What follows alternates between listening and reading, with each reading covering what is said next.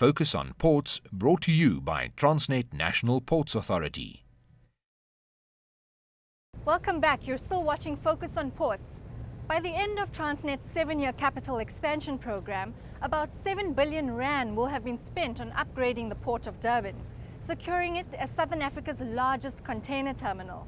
Now this is Transnet's plan. I think within the Port of Durban, the key part of the investments would be on the deepening and expansion of the Pier 2 or DCT container terminal. There's also a large chunk, although it's not in the 7-year plan, of building a port not far from here. But a large chunk of the investment will be in the area of providing capacity for the containers. We are servicing the larger ships that are coming into the port with larger volumes. And of course, with larger ships, larger volumes, you get economies of scale. So we have the lowering of the cost of business, in the port industry in Durban and in South Africa. At the same time, I think the works that we are executing right now, and we will continue in future, it creates a lot of employment, in the industry. For example, we've created over 6,000 jobs, this year alone, just in the construction side, and of course a lot more permanent jobs that are created. With the new dig-out airport, we're looking at something like 60,000 jobs during construction, and we're looking at about 15 to 20,000 permanent jobs that will be created. I think the biggest one is that we need to deepen our channels, our entrance channels, and we haven't actually widened our channels over the last 2 years, from 120 meters to 250 meters. And we're looking at actually deepening the beds at the container sector, and one of the primary quay walls that's on the northern side of the container sector. That's where we're going to be focusing over the next 4 years. We're spending plus or minus 4.5 billion rand on the project alone. It's a 4-year project, and we want to deepen the beds and then actually lengthen the quay. And our sister company is bringing the bigger cranes to ensure that we actually turn the ships quicker. Besides that, we're actually reconstructing the island view beds. We're looking at plus or minus 7 of them. Actually, we're winding up the roads that actually come to the port, to ensure that we don't have so much of congestion on our roads.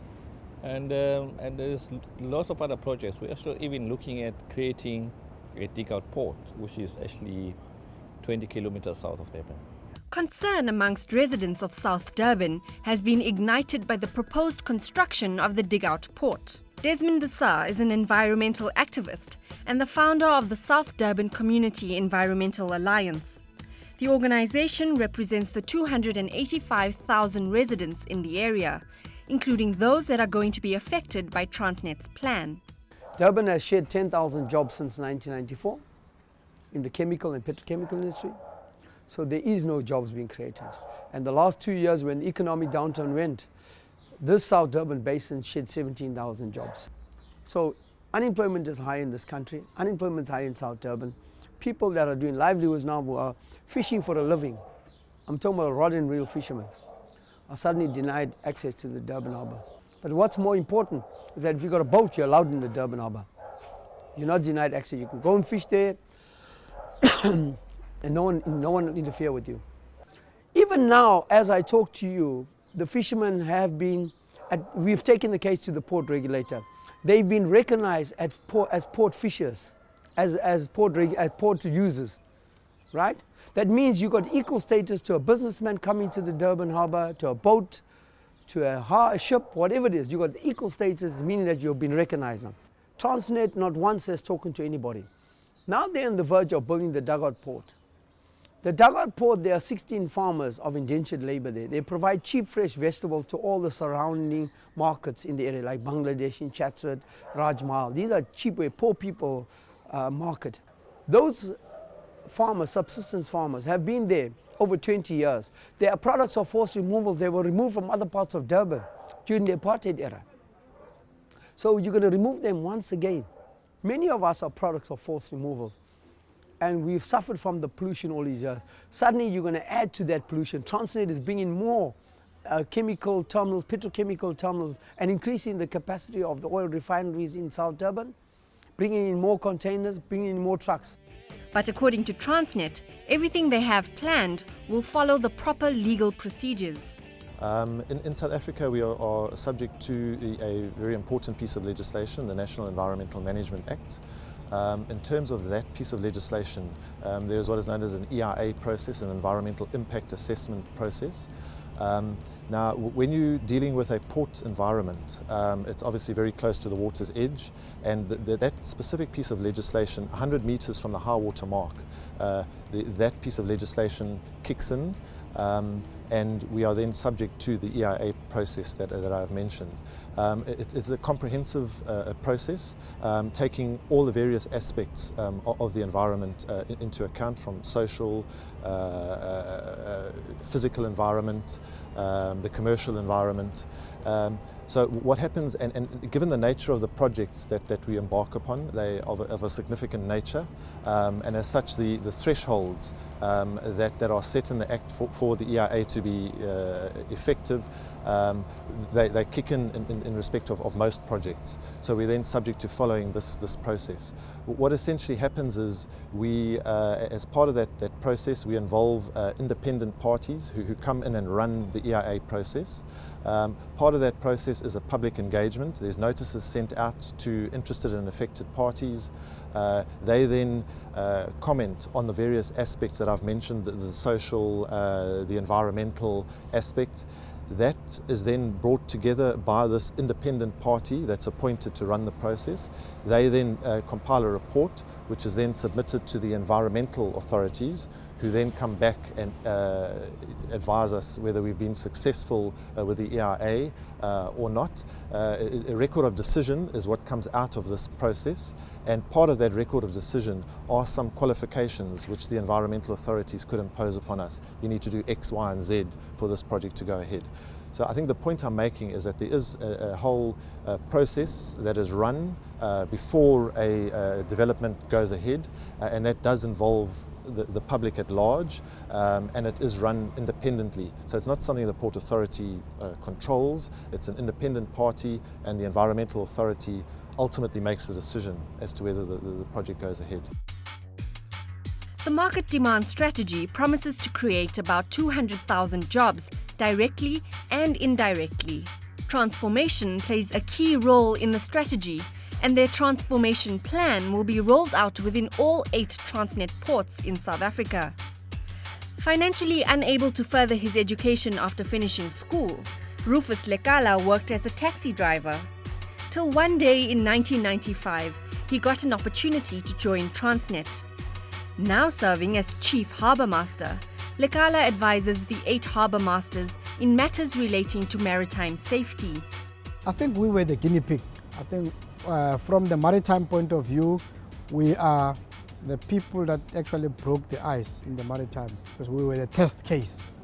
So in 1999, they wanted to see if black people could be able to do this kind of job, and then they started with a group of 12 people. And since then, we have had a lot of strides in terms of transformation, and we made sure that we never looked back. I think we were the hungriest of them all, and we made sure that it can be done. And hence I'm standing here today. I'm the fruit of the transformation, and we are still transforming. He's currently working on developing their aviation division. The objective there currently, we are aiming at starting. Maybe we have a target of about 10% of the current employees that are employed to be previously disadvantaged individuals. Next year we'll move it to 30%, and the year after we'll move it to 60%.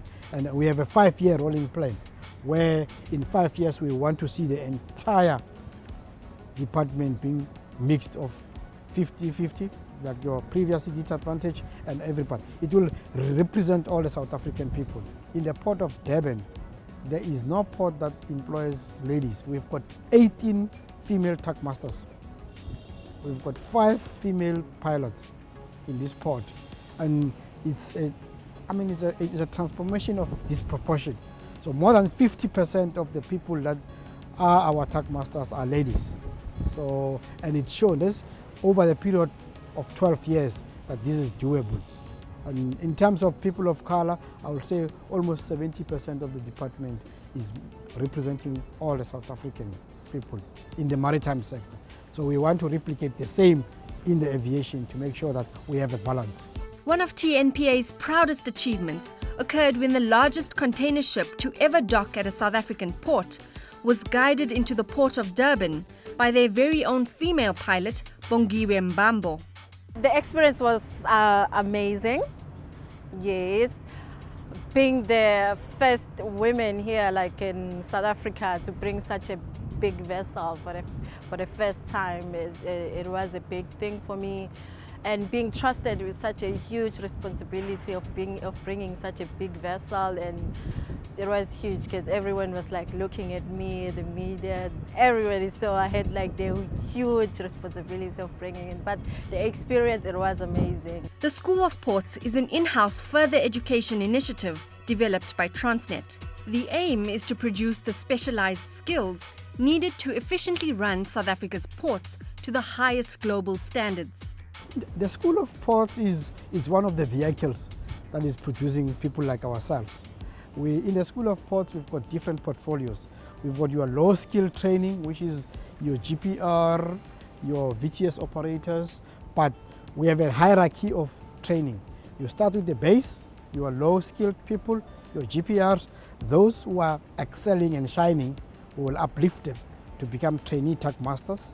And once they finish being trainee tug masters, we will then take them away from the tug masters to become pilots. From pilots, the ones that are really good, they will then venture into becoming deputy harbour masters and have an opportunity to become harbour masters, and maybe in the future we might have chief harbour masters. So we have a step-up progress in terms of that hierarchy. We've got a clearly outlined pipeline in terms of how people are managed all the way up. With all these projects earmarked for the next 7 years, the Port of Durban, the busiest on the African continent, is expected to play an even more significant role in the economic growth of South Africa and the African continent. Well, that's all we have for today's episode of Focus on Ports. Remember to email us your comments and queries to ports@abn360.com. From me and the team here, it's goodbye.